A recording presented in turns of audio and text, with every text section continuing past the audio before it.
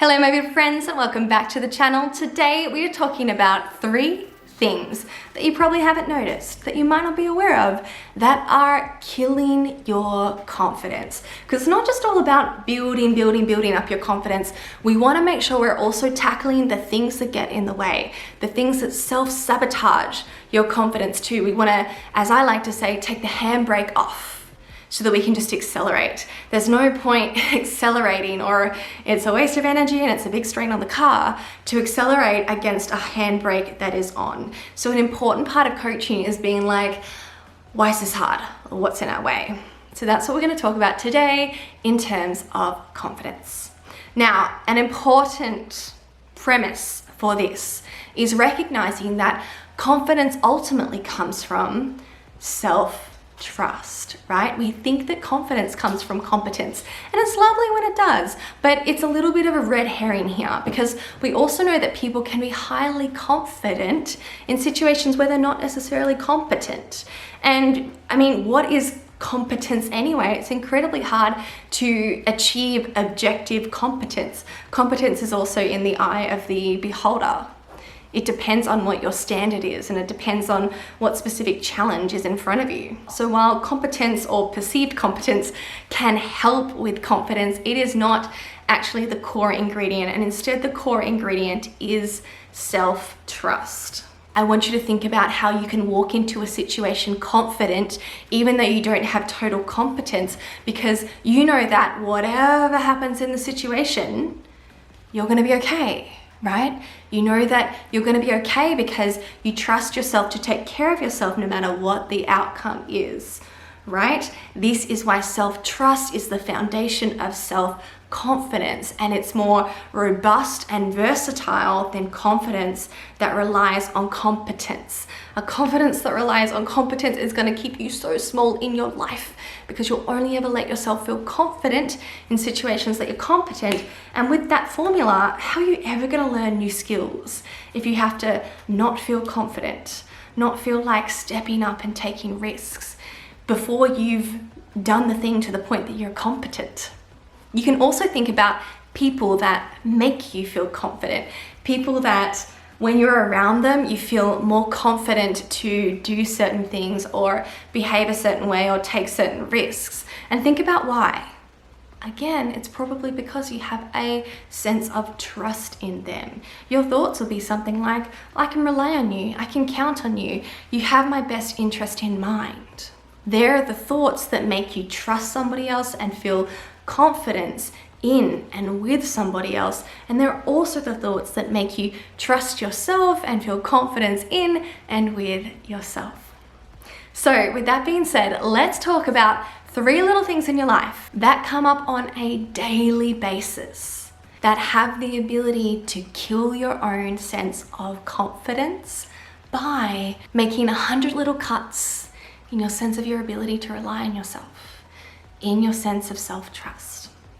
All right, the first one, my people pleasers. This is not giving your opinion, or not disagreeing with somebody when they make a statement that you disagree with. Now, I know so many of you want to justify this as harmless, and you might even want to justify this as a good thing because you're like, well, I don't want to rock the boat for no reason. I don't want to upset people or create conflict. I don't want to make this person not like me just because I disagree with them. And I understand that some people, if you just disagree with them, they can decide to not like you. It just doesn't seem worth it to give my opinion. But I want you to recognize with that how little you are valuing your own opinion, your own perspective. You're saying here it's more important to not rock the boat, whatever that means. It's more important to not have somebody else experience a slightly uncomfortable emotion. It's more important to have somebody else like you than for you to be your authentic self and for your perspective to be put out in the world, contributed, and for you to respect your own opinion enough to do that. Is that really a calculation that you're happy with here?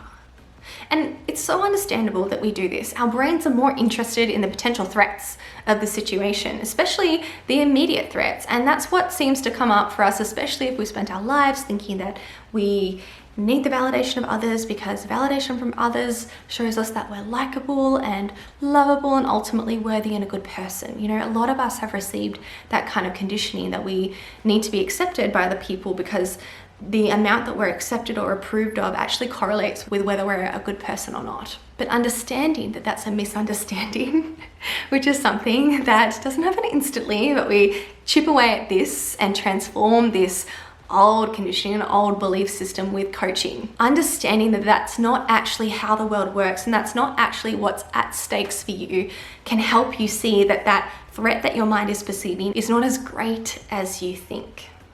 So we want to turn down the level of threat over there. And over here, we want to turn up the level of desire and sense of safety to say what you want to say. Say what's important to you. Just say what you think. Even if it's not important, just contribute to the discussion because what you think matters. Too many of us spend our lives silent, muting ourselves and never having anybody ever know us. Not just professionally, but even personally. Because we haven't built any recognition of A, the importance of what we think, and B, an awareness of what we think because we spent so much time pushing it down. But something for me that was very motivating was A, recognizing the kind of person that I wanted to be, and I wanted to be the kind of person who respects myself.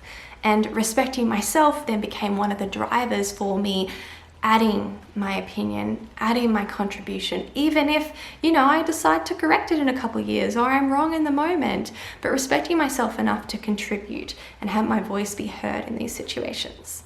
And another thing was recognizing the other consequence that wasn't so immediate, but it was more of a distant, later consequence of not speaking up. And that was a sick feeling that I got afterwards, particularly if I didn't speak up in situations where I felt that somebody was being mistreated or unfairly judged or underestimated or just treated poorly, or somebody was getting away with reasoning that wasn't sound or logical even. That was something I recognized in myself that it bothered me. It felt like I was taking the cowardly way out to not speak up at that point. And again, that was another moment of recognizing what is in my integrity. And I had to connect the dots of that experience happening after the fact with what I chose to do in the moment. So you can look at these two sides of the coin too. The threats you're probably already very aware of, but if you slow your mind down on them and actually start to question them, you might find that they're not quite as great as you think. And on the other side, decide who you want to be. Decide what matters to you. Decide what's in your integrity. And that's going to give you some fuel to actually start showing up the way you want to show up, even when this fear is still there in the initial stages. The second thing that is killing your confidence is kicking yourself when you're down. Again, I want to use the example of how much you trust somebody in a relationship and how much confidence you feel to be around them and take risks with them and how supported you feel by them. If when you make a mistake, if when something goes wrong, you have this person in your life who just comes and berates you. They come and they just repeat over and over again and ruminate on this mistake that you made, and then they catastrophize out to what else is going to go wrong, and they personalize it to, this means about you. This means you're an incompetent person. This means you'll never be successful in the future. This means you really just shouldn't have taken that risk or taken on that opportunity because you clearly weren't competent. Your sense of self-judgment is just way off. Imagine if you had a relationship in your life where somebody actually treated you that way after something went wrong, when you're actually in a sad, disappointed, vulnerable space. This is what so many of us unwittingly do to ourselves. Accidentally, innocently, we just let our brain run on this self-critical, self-judging dialogue about what this error, this mistake, or just this undesired outcome means about us and means for our future. This time when you're down, down in the sense that you didn't get the desired outcome. You didn't get what you wanted. You didn't get what you hoped for. This is a time where life's already hard. And then if you're the kind of person who comes and makes life even harder for you, kicks you when you're down, and makes it harder for you to get back up, that is going to be something that kills your confidence. If you want to feel like you can rely on yourself, if you want to be a resourceful, resilient person, if you want to be a confident person, this is in your way. This is a habit that you need to kick. And again, coaching is a beautiful space to do this because it can be layers and layers and layers, and it can be really hard to go down to those painful places by yourself. But in a place like Dear Darling, not only can you watch other highly competent, incredible people face these difficult situations and face what's going on in their mind and work through that and find solutions, but you can actually have me as your coach hold that space for you to do it yourself. And it is a life-changing experience when you start to treat yourself in a different way, when you start to be supportive of yourself and strategic with yourself in terms of, okay, I'm here, what do I need? And specifically, what do I need to get back to where I want to go? That is absolutely game changing for not only your productivity, but as I'm talking about in this video, for your sense of self-confidence. So come and join us in Dear Darling if that's something that you want to work on, creating this superpower of being able to have things go wrong and yet still feel confident. Finally, the third little thing in our day-to-day lives that can break down our sense of self-confidence through our sense of self-trust is not following through on little promises. Now, when I'm talking about little promises, what this actually really looks like is plans that we make in our day. You know, whether it's deciding to go to bed at a certain time, deciding to wake up at a certain time, deciding to exercise, deciding to drink water, deciding to eat this or not eat this, or whatever little decision you make for yourself and you put into a plan for yourself in your own best interest. These are essentially little promises that you make to yourself.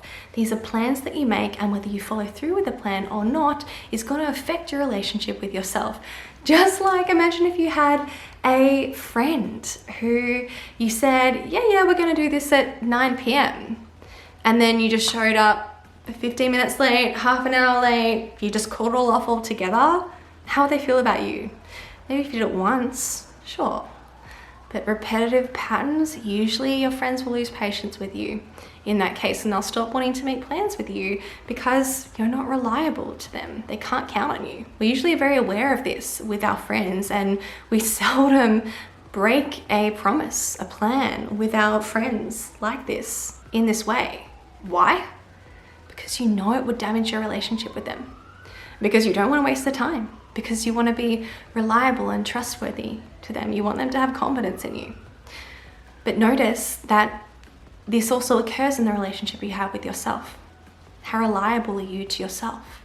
Just like your friend won't want to make plans with you again if you're not reliable to them, if they can't count on you, you're not going to want to make plans with yourself. If you're just fed up with the fact that you don't follow through and you realize that it doesn't actually matter if you set a plan, you're probably and potentially not going to follow through. Even if it's 50-50, it's not particularly motivating to set a plan.